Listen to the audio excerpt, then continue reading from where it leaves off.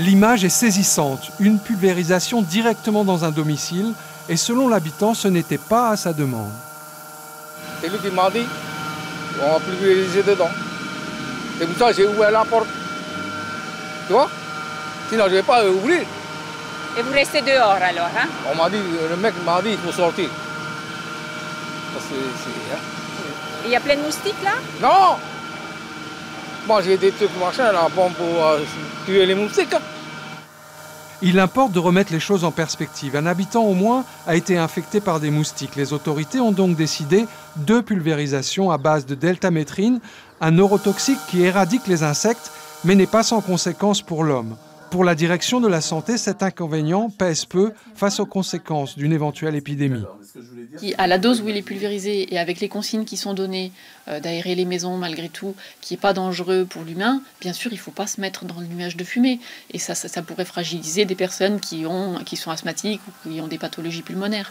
Il y a beaucoup moins de risques de faire une pulvérisation ponctuelle, surtout qu'on prévient les gens hein, pour qu'ils ne soient pas dans le nuage de produits pulvérisés ou au moment où on passe. Il y a beaucoup moins de risques de faire ça que les conséquences sanitaires d'une épidémie qui seraient bien plus importantes. Bien sûr que le jeu en vaut la chandelle, oui.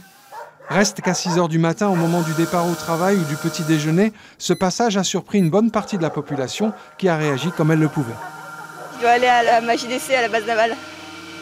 Et donc tu penses que ça suffit le petit masque que tu as là? Non, clairement pas. Mais on fait avec ce qu'on peut, donc c'est mieux que rien. T'es sûr que c'est une bonne idée de faire du sport avec ce qui se passe dans le quartier?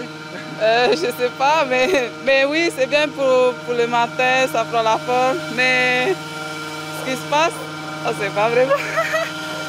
L'OMS préconise que la deltamétrine soit utilisée en direction du sol et non pas en aérien, consigne qui n'était visiblement pas respectée ce matin.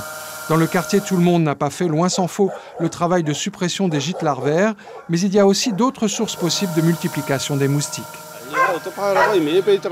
La pulvérisation de ce matin chez moi n'était pas suffisante. Ils sont restés dans le véhicule, un coup de vent et le produit s'évapore.